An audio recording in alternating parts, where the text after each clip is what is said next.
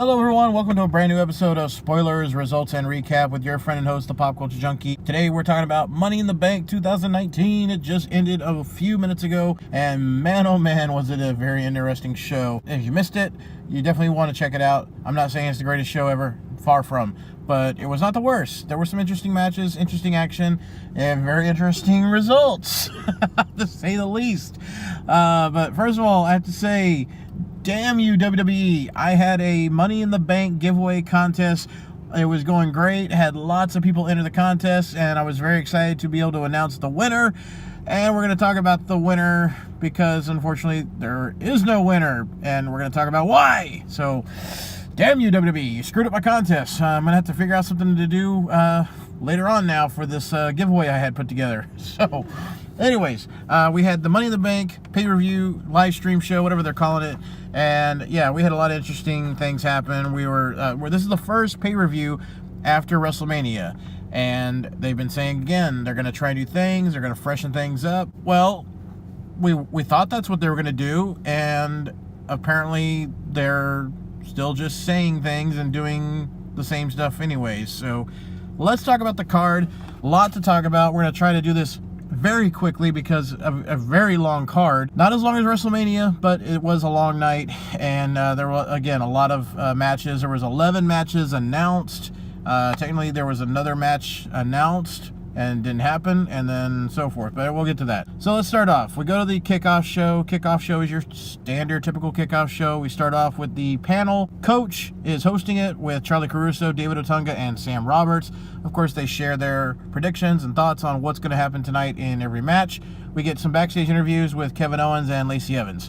That's about it. Nothing much more happened. So we go to the actual first match of the night, which is on the kickoff show, and that is the SmackDown Tag Team Champions Daniel Bryan and Rowan versus the Usos. Of course, the Usos are now on Raw, and so this is not a title match, it is just a match. So Usos come out once again rapping somewhat to their song. I guess they want to team up with R-Truth one day, I don't know, but they come out comparing Bryan and Rowan to SpongeBob and Patrick, so another nice 20-year-old reference. Excellent. During the match, we get not one but two little picture-in-picture commercials to promote the Money in the Bank pay-per-view. Why? We are all watching this on the network now. Why do you put commercials during your matches to promote something that's going to just show up later on this network we're already watching? I don't understand it. So during the match, Rowan does a double suplex off the top rope to both Usos. That was impressive. This guy should be a monster, okay? He should be the same what they're doing with Braun Strowman. Well,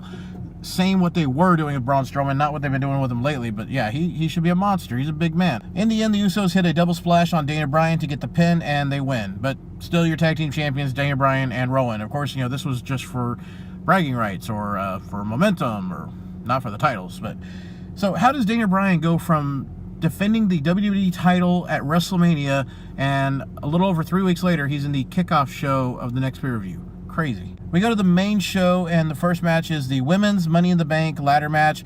Nikki Cross is replacing Alexa Bliss, who is unable to participate because of another concussion issue. Dana Brooke is also in the match, along with Natalya, Naomi, Carmella, Mandy Rose, Bayley, Ember Moon. By the way, let's backtrack. Naomi is Bumblebee Naomi tonight. She had her hair done up in some really big puffs on opposite sides of her head, and then she came out wearing Bumblebee style outfit. So we had some interesting moments in this match. There was a moment where Nikki started with an airplane spin with the ladder on her head. She hit most people's hands, but it looked like a really stiff hit to Naomi's face, so that was a good sell. Then later on, we had Natalya and Mandy triple squash Bayley between a ladder, and then Naomi split leg moonsaulted onto Bayley, who was laying on another ladder. And finally, Natalya is in the ring, and Ember Moon jumps off of a ladder from the outside of the ring, hits the Eclipse on Natalya. That was really nice. Now, early on in the match, Carmella is standing next to a ladder that's on its side, but it's opened halfway, and Mandy goes over to attack Carmella, but it looks like she accidentally kicked the ladder incorrectly, and it tweaked onto Carmella's leg or her knee, and then you see Carmella literally say, "Get away from me," almost breaking the fourth wall entirely, and she goes outside the ring, and a lot of referees come around and check on her. The match continues. They walk Carmella out of the arena, and then later on she does come back out. She comes out and just annihilates Mandy, just beats the hell out of her in the ramp area there.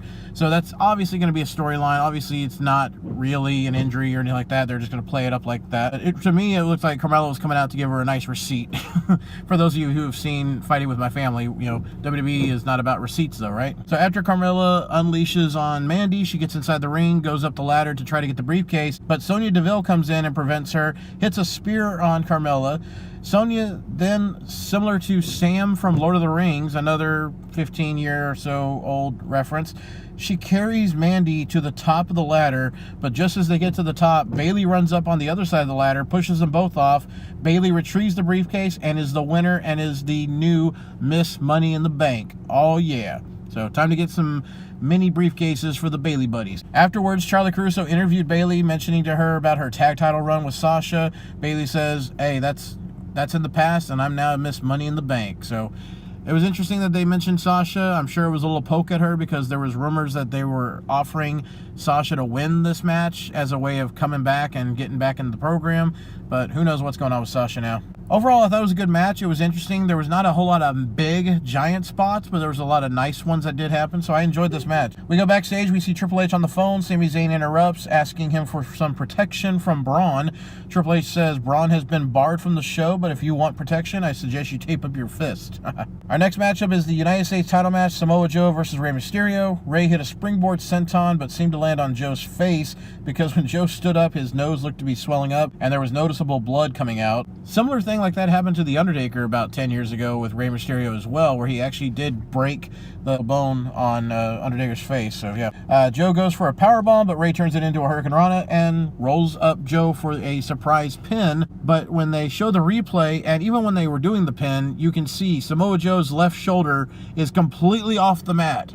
He's literally almost on his right side during the pinfall, but he still gets counted by the referee, and Rey is awarded the United States title. The announcers even go crazy saying, hey, wait a minute, his shoulder was up. What's going on here? So, yeah. We then see backstage, Dominic, Rey Mysterio's son, is celebrating and happy that his dad won the match. So Dominic comes out to celebrate with his dad on the ramp, but Samoa Joe runs back out, attacking Rey. He gives Rey 2 Uranagi slams as Dominic is just standing outside watching. Joe continues to taunt Dominic and then leaves. Backstage, we see Braun Strowman tearing up the backstage area, knocking things over, even though he was supposedly barred. He keeps yelling for Sami Zayn. He chokes out a stagehand against one of the production trucks and then continues walking around looking for Sami. Our next matchup is the Steel Cage match, Shane McMahon versus The Miz. Lots of CM Punk chants and AEW chants during the match. So Shane goes for a coast to coast, but Miz catches him and puts him in the figure 4 leg lock. Shane tries to crawl out of the cage, but Miz drags him back in, but as he's doing that, Shane pulls a steel chair into the ring with him. Miz grabs the chair and proceeds to beat Shane over and over. He hits the skull-crushing finale, goes for the pin, but the ref stops a 2 count when Shane puts his foot on the rope. And the announcers again go crazy saying, wait a minute, this is a no DQ match. Those don't count. Rope breaks don't count. This is ridiculous. Why is the ref doing that? Then Michael Cole tries to say, well, maybe the ref's trying to look out for his own interests because Shane owns the company and blah, blah, blah. And it made no sense, okay? I don't know if they did that intentionally and the ref messed up or what. I don't know. The crowd, of course, did not like this. They began chanting, bullshit, bullshit. Miz slingshots Shane into the cage wall, but Shane climbs to the top of the cage and climbs over it. Miz stops him halfway and is attempting to do a superplex, but Shane instead hangs off the side of the outside of the cage. Miz grabs Shane's jersey, but Shane slips right out of it, falling to the floor and getting the win. Crowd looked very confused again. 2 matches in a row. Very confusing. The announcers then announced that tomorrow night on Raw, Mick Foley will introduce WWE's newest title. Really? We need another title belt? What is this one going to be?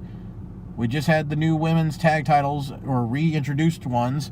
What next? A women's Intercontinental title, women's U.S. title? What's going to happen? I mean, they didn't say it was going to be a women's thing, but what else is there? They're going to bring back the hardcore title? I doubt it, but I'd love it. Bring back the European title. Love it too. We go backstage and Triple H and some officials are running to the back area and they see Sami Zayn hanging upside down unconscious. Triple H gets upset. He sees the cameramen behind him. He shoves them down to the ground and yells at them to get away. We go back to the ring, and it is time for the WWE Cruiserweight title match. Tony Nese defending against Daivari. Daivari comes out in a Mercedes, similar to like a Alberto Del Rio entrance from back in the day. Tony Nese hits a running knee and retains the title. That's it. Triple H now goes backstage and confronts Braun. He tells, just because you attack Sammy doesn't mean you can replace him in the match. Braun says, I don't know what you're talking about. Triple H says, look, I'm not going to call the cops. I'm not going to force you to do anything. I'm asking you as your boss to leave. And so Braun leaves. Okay. Not so much of a monster anymore. Our next matchup is the Raw Women's title match. Becky Lynch defending against Lacey Evans. Lacey comes out, removes her dress at the top of the ramp. She has holsters on each thigh, pulls out two guns that begin shooting cash at the audience. So I'm guessing these are Lacey dollars. Are they the same equivalency to JBL dollars? So we get the match going, and Lacey rolls up Becky, but the ref does not bother counting the pin. Becky rolls out of the pin, gets Lacey in the disarmor, and Lacey taps almost immediately before Becky even fully has the move applied to her. So Becky wins and retains the Raw title. As Becky is leaving, Charlotte's music hits and says her match with her is next. The announcers played this up as if the match was scheduled for later, and Becky has the choice to just go to the back, but instead, Becky, being the man, goes into the ring and says, fine, let's do it right now. So Charlotte attacks Becky from the start, lots of stiff chops. Becky shows that she is not 100%, even though the match against Lacey Evans was not that strenuous. And I'll say this, Becky versus Lacey, that was a wrestling match. The match against Charlotte, this was a straight fight. And I like that. At least they made sure to make two different matches, because Becky had to do two different matches tonight, so you could see the difference in them. Charlotte attempts natural selection on the ring apron, but Becky holds onto the ropes, so Charlotte crashes to the floor. While the ref is administering the count, Charlotte is on the outside, but Lacey Evans runs out to the opposite side of the ring, hits Becky with the woman's right. Charlotte tries to take advantage coming back in, but Becky gets her into a small package for a good 2 count. Charlotte then hits a big boot and pins Becky and gets the win, and she is your new SmackDown Women's Champion. So much for Becky 2 belts. I'm guessing they sold out of all their Becky 2 belt shirts and needed to just move on. But to me, once again, it seemed like Vince could not hold his load and let a push have some momentum. What would be so bad about having Becky retain both titles on this show and at least get through one pay-per-view with a double title defense? What would have been so bad about that? So after the match, Charlotte taunts Becky. Becky attacks Lacey at ringside. Charlotte and Lacey end up double teaming Becky. Crowd is chanting, "We want Bayley." So Bayley's music hits. She runs out with the Money in the Bank briefcase, attacks Charlotte and Lacey. Bayley throws Lacey out, but is knocked out by Charlotte. Charlotte goes to spear Bayley, but Bayley sidesteps, and Charlotte hits the second turnbuckle, knocking herself out. Bayley contemplates cashing in before deciding to finally cash in her briefcase. Bayley drags Charlotte from the corner into the middle of the ring, hits a flying elbow drop, pin, and wins the SmackDown title. The crowd did pop huge for this. Bayley then celebrated going out into the audience and posing in front of different areas of her hugger section, and the crowd loved it. So they quickly got the attention off of Becky losing one of the titles onto Bayley defeating Charlotte and winning the title. So not so much heat going on to Becky having to lose a title, so the crowd still ended up being happy at least. Backstage, we see Roman Reigns walking down the hall with his bulletproof vest draped over his shoulder. Elias sneaks up from behind and breaks a guitar over Roman's back, but he completely hit him in the bulletproof vest. So Roman still had the bulletproof vest to protect him, but it knocked him out. He falls flat on his face. Elias then casually walks to the ring. He does his usual stick with another guitar in the ring. Elias goes to leave after making fun of the crowd, but out comes Roman Reigns at the top of the ramp. He hits him with a Superman punch, rolls Elias into the ring. The referee then just calls for the match to start. Roman spears Elias and gets the pin in no time at all. And what a waste again of Elias. Wow. Our next matchup is the WWE Universal title match. Seth Rollins defending against AJ Styles. This was an amazing match. I loved it. You have to just go see it. I won't spoil too much. It was just a really good match. It built up very well, good pacing, and it stood out from all the previous matches of the night so far. We already had like 7 matches already, and it stood out. It was very good. I mean, you got 2 of the most talented guys in the history of their company. So yes, this match was amazing. Now, only thing I didn't care for, we had an amazing transition move, whatever you want to call it. Seth goes for the curb stomp. He jumps up, AJ stands up, he catches Seth into almost like a powerbomb hold. Seth rolls backwards, but AJ turns it right into the Styles Clash. So you went from a curb stomp right into a Styles Clash. He hits it, rolls him over, 1, 2, and kicks out. That was the only thing that really bummed me out. That was a perfect transition to a finish. and surprise finish. It would have been amazing. But, of course, Rollins kicks out. He hits a curb stomp later. 1, 2, 3. He gets the win. He retains the Universal title. Afterwards, they both shake hands, and, mutual respect is shown. So, still a great finish, great match. But, again, I wish they had had that as the actual finish with the curb stomp into the Styles Clash. We go backstage, and Charlie Caruso is interviewing Kofi Kingston prior to his match. Then we go out to the ringside, and we have a 6-man tag team match announced. Lucha House Party comes out, and they are throwing mini piñatas to the crowd. They get on the mic, and they begin speaking something in Spanish.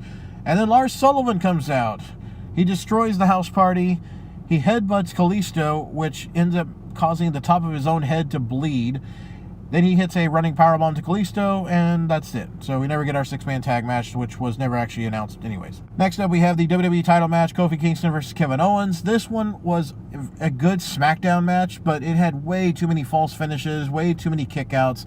I really want to see a match where we don't see any finishers until that's the end. Just one finisher, and bam, we got a winner, okay? It gets a little repetitive, overly done. Whenever you have 7, 8, 9, 10, 12 matches on a show, and every match is doing this. Every match has people kicking out of 2 or 3 finishers. They mean nothing. By the time you get hit with a 3rd, 4th time, who cares? The surprise is gone then. So Kofi Kingston hits a 2nd Trouble in Paradise on Owens and gets the win, and that's that. And not much else to it. So I don't know where they're going to go from here. I don't understand why we had Kevin Owens come back and lose right away so much. It just doesn't make sense. All right, we're up to the main event, the final match of the night, which is the men's Money in the Bank ladder match. We have Baron Corbin versus Finn Balor versus Ricochet versus Ali versus Drew McIntyre versus Randy Orton versus Andrade Cien Almas. The match starts with 7 participants. No Sami Zayn and no Braun. And no replacements either.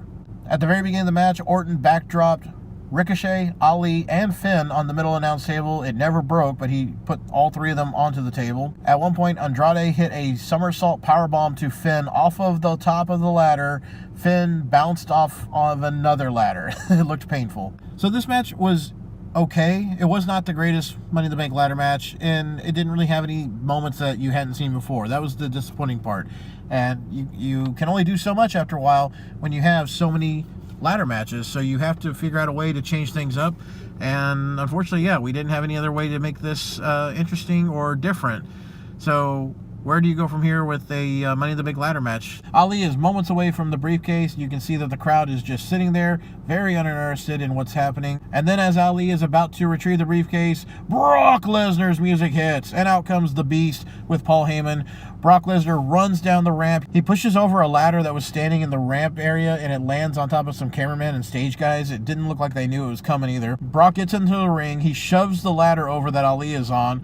He then sets the ladder up. He slowly climbs up the ladder. None of the other participants of the match are able to get up and do anything to Brock. They don't even touch him. He slowly climbs the ladder, gets the briefcase. He then sits at the top of the ladder laughing, and the show ends. And that's it. So Lesnar comes in just to climb a ladder and grab a briefcase. And this is what you pay him, the $100,000 per appearance? I want to get that gig. And that's it. That's the end of the Money in the Bank show. Now, a lot of people I know are not happy with the ending because you had Brock Lesnar come back again and interrupt other people that should get a push, other people that should have title matches and title runs and whatnot. And so instead you have Lesnar with a briefcase that gives him a shot at winning a world title again and then disappearing with it. I will say this, though. I liked this ending versus some of the people that were in the match that they could have gone with. I wasn't going to be thrilled with Ali or going with Orton again or Baron Corbin, and those were some people that were rumored. I would have been fine with either Andrade or Finn or Ricochet or Drew McIntyre, okay? But I didn't think any of those guys were going to actually win. So I'm fine with the ending. I'm curious to see what happens. I'd like to see Brock try to cash in multiple times. But who knows? He may just announce, I'm going to challenge somebody at SummerSlam. I'll see you in a few months. But we'll see where we go from here. So that's the wrap-up. That's the full recap, spoilers, and results of the Money in the Bank pay-per-view. And again, unfortunately, because the winner of the men's match is somebody that was not even announced, my Money in the Bank contest is null and void, and I'm gonna have to figure out something else or some other way for us to have a contest and to give away the prize box that I put together for this contest. So it's unfortunate. I don't know what to say, people. I'm sorry. Did not see this coming, and how could you? So for everyone that did participate and enter to be a part of that contest, I thank you so much. But don't worry, I will have a new contest that I'll figure out, and we'll see how we can do it. Maybe make it more simple to where we don't have to worry about them changing anything at the last minute that's going to screw things up for us next time. Well, all right, guys and gals, it's getting late. I'm going to wrap this up. If you watched the show, I hope you enjoyed it. Share with me in the comment section what you thought about the matches. What did you like? What didn't you like? And where do you think we're going to go from here? And also, definitely leave me comments and share with me what do you think is this new title belt Mick Foley is introducing tomorrow night on Raw. That's going to be very interesting. All right, guys and gals, well, thanks as always for listening. I hope you'll tune in again. Talk to you later. This is your friend and host, PCJ, the Pop Culture Junkie, and I'm signing out.